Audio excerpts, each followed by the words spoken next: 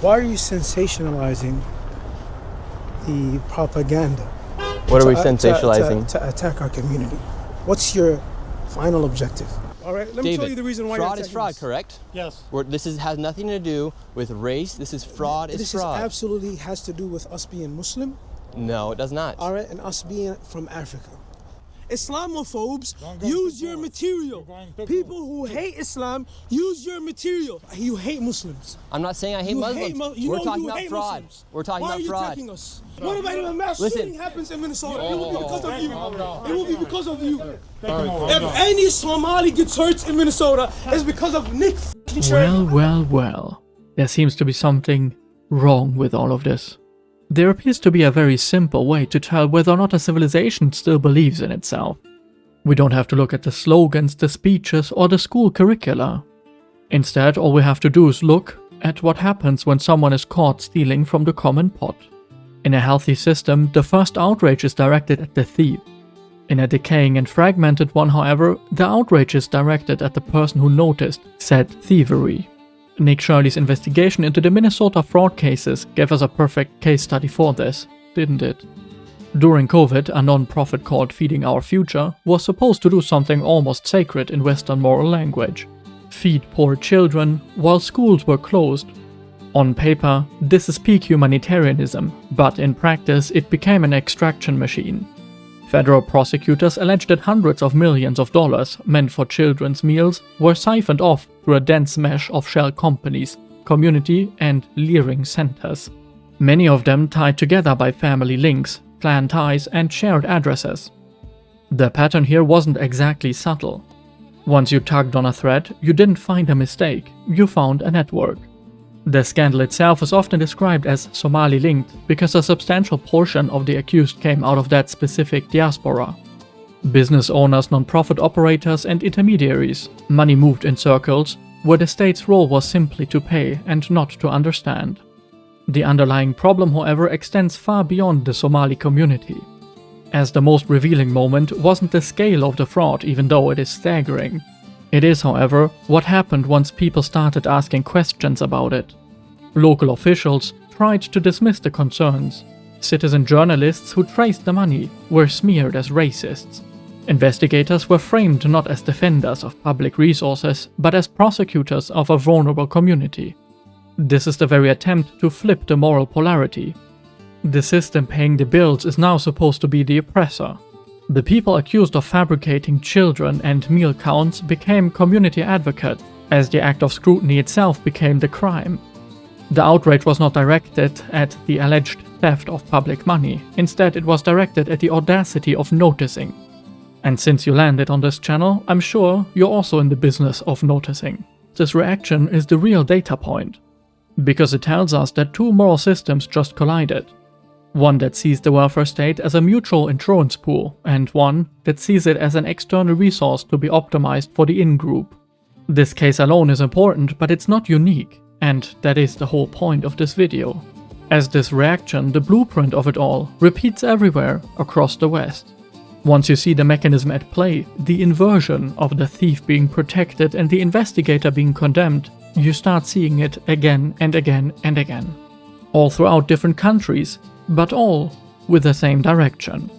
In Germany, not one giant scandal, but 1,000 small ones.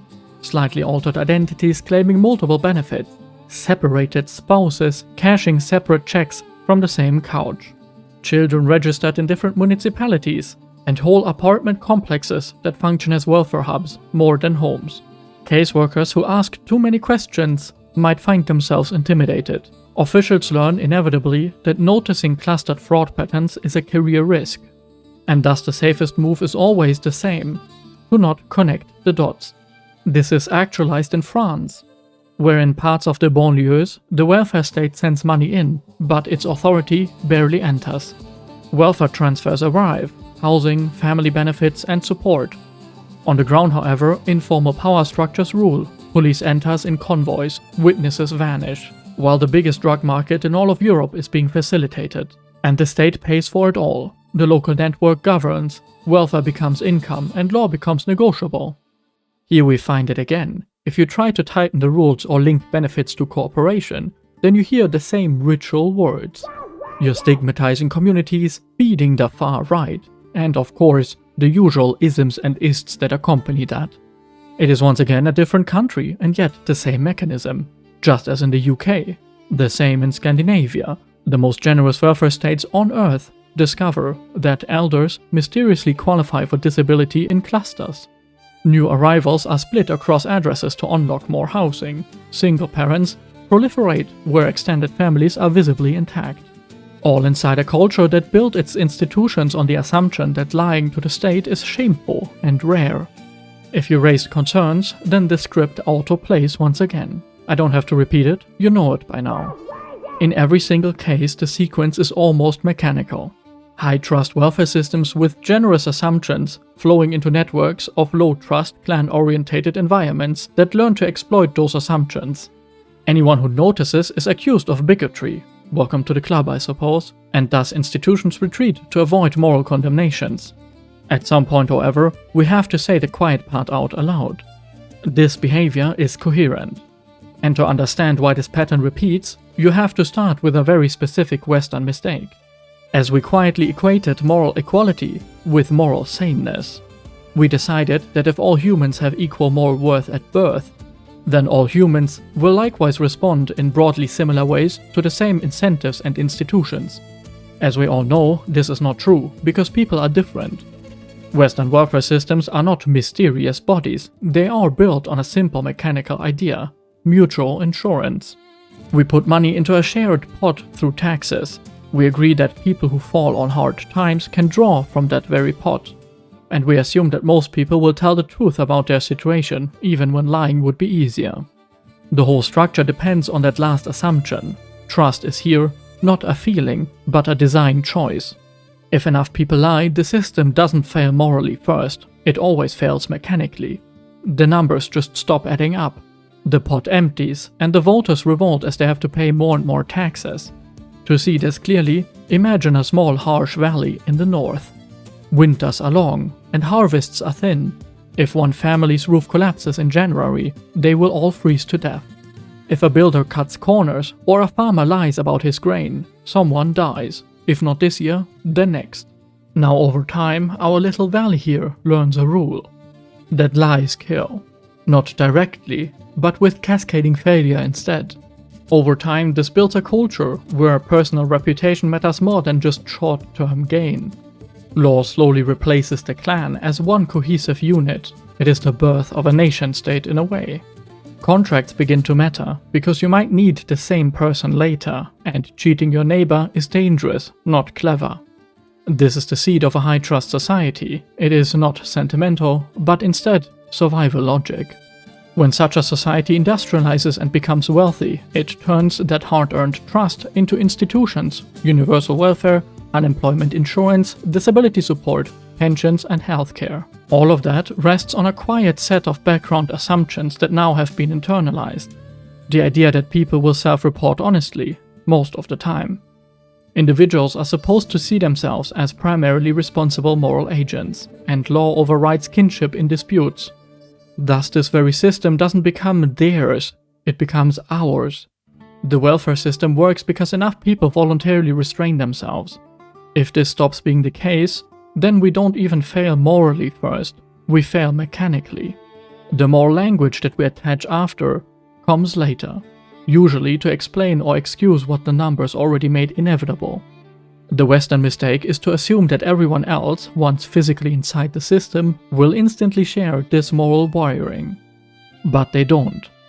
Because moral operating systems don't appear out of nowhere, they are shaped by environments, by history, and by what survival rewarded and punished.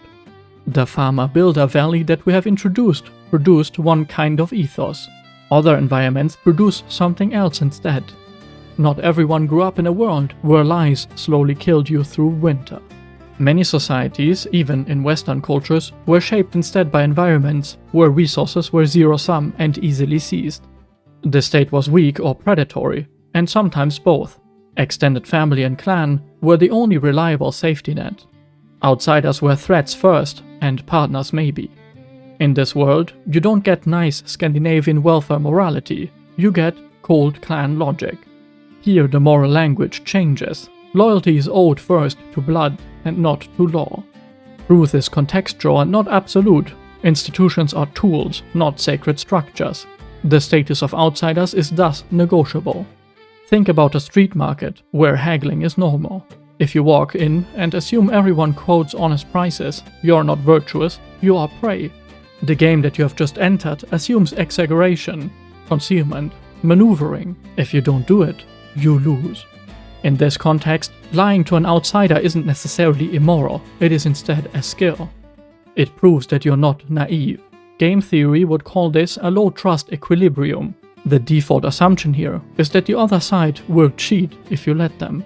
So you cheat first, or at least you reserve the right to. Intelligence is thus redefined as cunning. In a high-trust system, intelligence looks like competence within the rules. You can build a bridge that can never collapse. But in a low-trust clan-based system, intelligence looks like cunning around the rules. Can you get your cousin the contract? Can you get benefits without technically lying on paper? Can you keep the outsiders confused long enough to protect your own? Neither of these moral systems is necessarily genetic.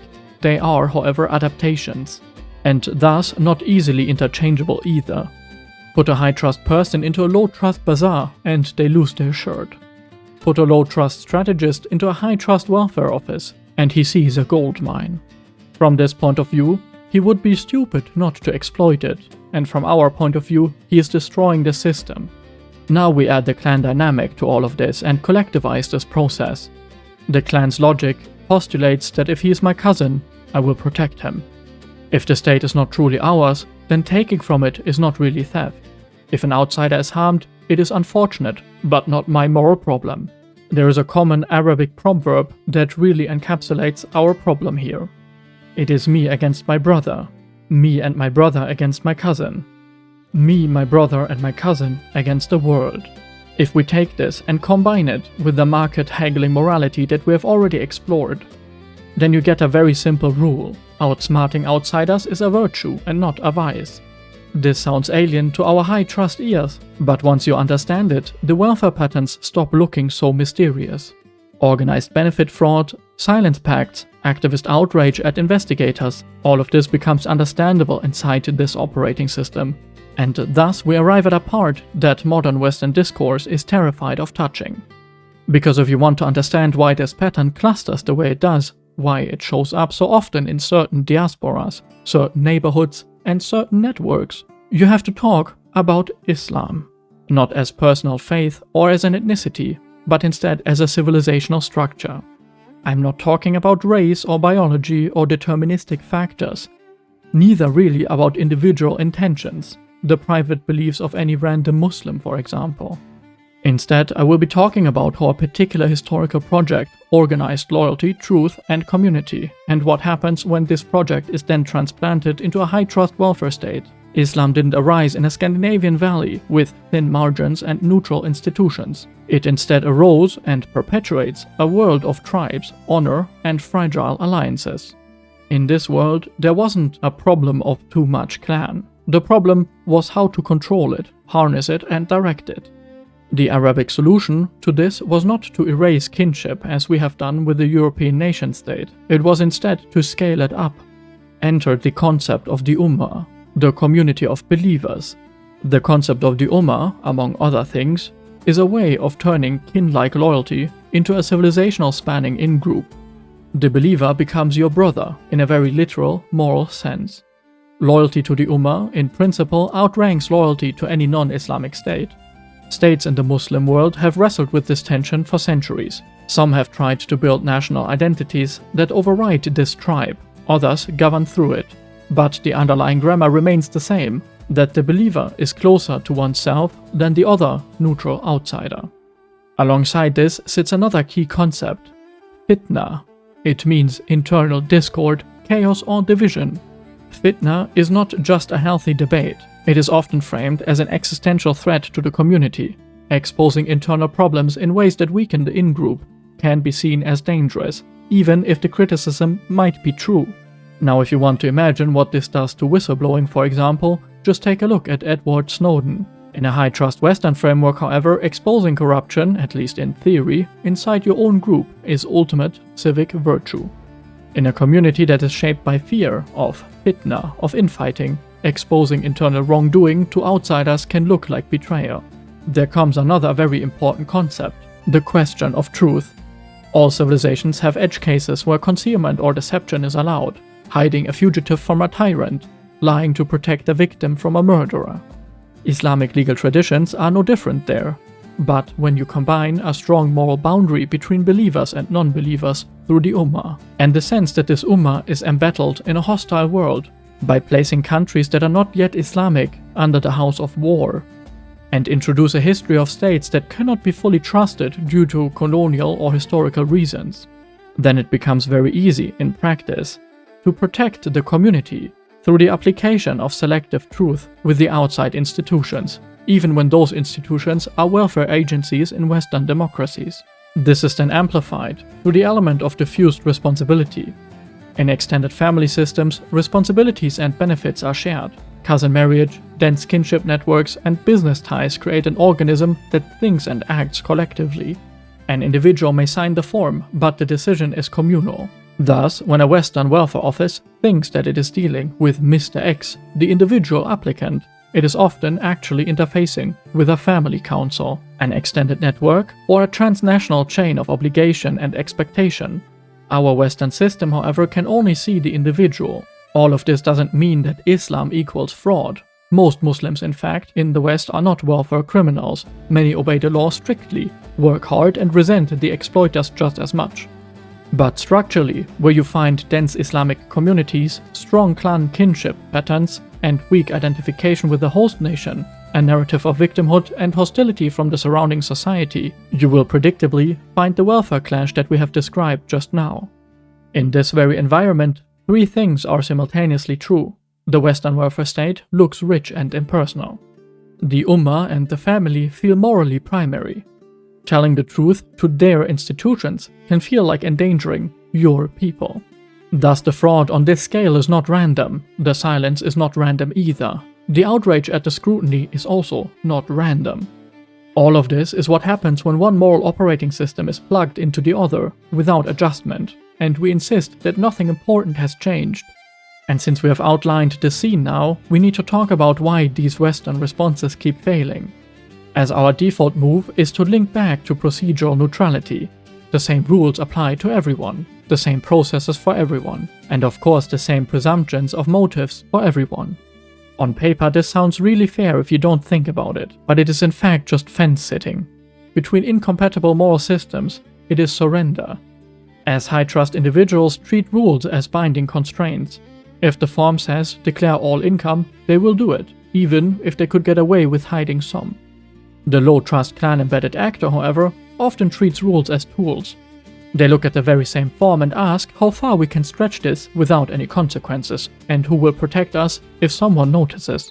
If the welfare office then punishes the honest and the cunning in the very same way, slowly, individually, and leniently, then the honest one pays multiple times. First, of course, through their taxes. Secondly, through the erosion of the very system, when the cheating goes unaddressed despite being public knowledge. And then finally, they start paying for a third time, as they begin to realize that the system that lectures them about duty is the very same system that shields its exploiters behind moral language. They watch people who lied, collude, or hide behind community keep their benefits, while they themselves are told to work harder, pay more, and say less. We can see this primarily in young men, as they notice that playing by the rules is starting to look like a loser's game, and thus they start to drift as well. Some quietly exit the labor market and slip onto benefits themselves. Others stay employed but detach. They quiet quit. They vote and nothing changes, and they conclude that their compliance is being used against them. Just think of the British taxpayer, who has financed a migrant hotel next to him for years, while voting against the policy in 4 straight elections or even more. He is then told that he is the sovereign, then shown that he is the wallet instead. The message is very simple. You're obliged and they are entitled. This asymmetry does obviously create resentment, but it also creates gravitational pull. Because people see that the system rewards tribal extraction and punishes solitary honesty. They are not inspired to be better citizens. They are instead tempted to become better clansmen themselves. If the game is truly zero-sum, then you either join a tribe or get eaten by one. Are you a racist? If you want to call me a racist, it really doesn't bother me in the slightest. My priority is putting my people first. If that makes me racist, then so be it, I'll wear it proudly. The neutrality that we apply procedurally between honesty and strategic dishonesty is not neutral. It is a subsidy, an invitation to exploitation, and an invitation to everyone else to abandon the high-trust behavior that once made these societies livable. Western justice deepens the problem because it radically individualizes. Crime is personal, and punishment is also personal. We avoid collective penalties because they smell of tribal guilt and because of our history. But the exploitation that we are dealing with is often structured. Networks, and also NGOs by the way, coach each other on how to fill out forms to get them through. Families coordinate benefit claims and silence is enforced socially. Local community leaders pressure members not to cooperate with investigators. And thus we need to learn a very harsh lesson, that you cannot repair a systemic network exploitation pattern by pretending that you're dealing with isolated individuals. So what would a non-suicidal response look like? One that respects human dignity in the very sense of the word, but does not reward predation. First, it accepts one uncomfortable principle. If access is coordinated collectively, then accountability cannot remain purely individual. That doesn't mean punishing people on the basis of their race or religion. It means instead that you have to target behavioral patterns and not their bloodlines. It means recognizing and sanctioning networks and not just the individuals. A direct approach that can be taken immediately would be making cooperation with law enforcement a condition for ongoing benefits in high-risk environments. In turn, offering strong protection and rewards for insiders who break silence and tell the truth, thus living by our values. If an address is tied to fraud, the network using it should face structural consequences, increased audits, disqualifications from all benefits, and tighter conditions, regardless of ethnicity or culture. If a community organization obstructs investigations or attacks investigators instead of helping clean up abuse, funding should not just be questioned, it should be contingent on demonstrable cooperation. If extended families consistently refuse to testify, then the system has to be honest. You don't get unlimited access to high-trust welfare state while actively sabotaging the trust that it relies on. This sounds like revenge to the unhinged and deranged moral advocates of the modern time, but it is in fact symmetry. It is the restoration of fairness. As the very same system that is generous to those who play by its rules has to be sharply unforgiving towards those who weaponize its generosity against it. None of this is hatred, it is instead just contract enforcement. This contract is very simple. We will treat you as individuals in front of the law, but we will not close our eyes when your behavior clearly follows network lines. We have to judge you not by your religion, but we will not pretend that your moral operating system has no consequences for how you use our institutions. And we cannot deny your human worth, but we will absolutely discriminate between those who sustain the system and those who corrode it. Because once a society allows the following inversion to stand, that theft from the common pot is protected as community support, that inquiry into that theft is condemned as aggression, and that silence in the face of exploitation is praised as solidarity, then the collapse of this very system is not just a possibility, it is instead scheduled. At that point, damage is no longer confined to them, the people who kept their side of the bargain, who worked, paid in, and told the truth, begin to conclude that the bargain was a lie. Their faith in institution erodes, and thus their willingness to fund a system that openly covers its exploiters disappears. This is when the real danger begins, and we're already in the process of that. And what do you think about the fraud taking place here in Minnesota? Huh? I'm a taxpayer. I don't like it. What's your message to all the fraudsters? Huh? Prosecute their ass. Take them to jail. A civilization that refuses to defend itself in the name of morality will eventually abandon morality in the name of survival.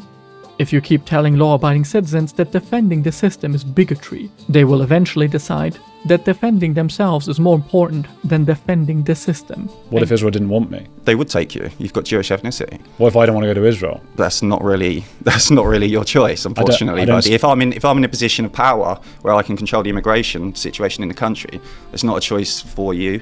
Unfortunately, you may not like the outcome, but that's what I would do. Yes. And they will certainly not ask philosophers or moral agents for permission. This is why something that we have almost forgotten matters. It is telos. Because you cannot enforce a contract that you're not allowed to name, and you cannot defend a we that you're not allowed to define. Telos is the will of a people, the idea that there is an end goal to a civilizational project. It isn't a slogan and it's not a vibe, but a concrete answer to the question, who are we? Who is the system for? And what are its conditions? A serious welfare state cannot function as a global hotel. It needs a defended perimeter and a demanding membership. Paper citizenship alone cannot carry this weight. If the only requirement for full access is a document and a border crossing, then you have no way to distinguish between those who carry the moral grammar of the system and those who are merely plugged into its money flows. Some countries still remember this, think of Denmark or even Switzerland. The more demanding models, long residency, language requirements, local acceptance, and a clear expectation of cultural alignment before someone is treated as fully of the polity, rather than merely in it. The point here is not to copy-paste any model mechanically, it is rather the principle that membership must be earned and not merely stamped. Equal protection must be tied to equal obligation, and high trust benefits must be reserved for those who actually inhabit and were brought up in high trust behaviors. This, of course, has direct implications for welfare.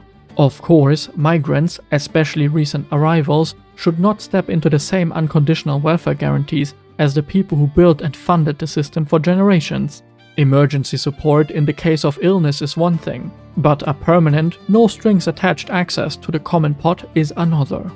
If a migrant, however you define it so liberally nowadays, takes public money, whether as a benefit recipient or as the operator of a publicly funded non-profit, that access should be treated as a conditional contract, not an entitlement, and the conditions should be very, very clear. Full transparency of finances and networks, cooperation with audits and investigations, and clear separation between family, clan interests, and public funds. If any form of misuse is found, the response cannot stop at the sacrificial individual. The network around him should be audited as well. Family members on linked benefits, partner organizations, shell entities at the same addresses. If they cooperate, if they help clean up the mess, they prove alignment with the host society's moral operating system. And if they stonewall, if they enforce silence, and if they treat investigators as enemies, then the consequences have to escalate. It has to be the loss of organizational status, the loss of access to public funds, and, where appropriate, and thus in most cases for non-citizens, it has to be the loss of the right to remain. Minor infractions around truth, documentation, and financial honesty cannot be waved off as a mere bureaucratic failure. In a high-trust system, those are not paperwork hiccups, they are structural stress tests with real consequences. Punishing those infractions sharply, especially when they signal clan shielding, does two things at once. It maximizes the dignity of the migrant who dares to step out of his clan logic, to tell the truth and align with the law. He is protected and rewarded, not with any special rights, but with the normal rights of the citizen.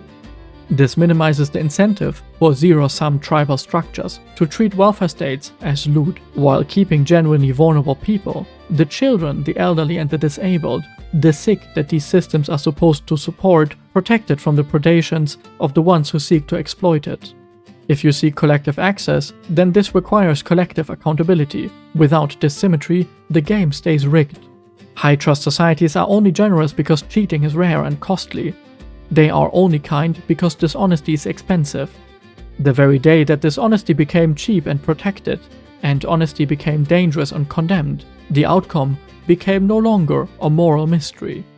It became instead a mechanical certainty, unless we can find and reassert a clear telos, who we are, what we expect, and what we will no longer subsidize. Then that certainty of consequence will not just remain abstract, it will arrive as a grievance spiral, as institutional collapse, and finally as a crude and angry self-defense that no longer cares about nuance. A civilization that refuses to defend itself in the name of morality will eventually abandon morality in the name of survival. And with this, I thank you for your time.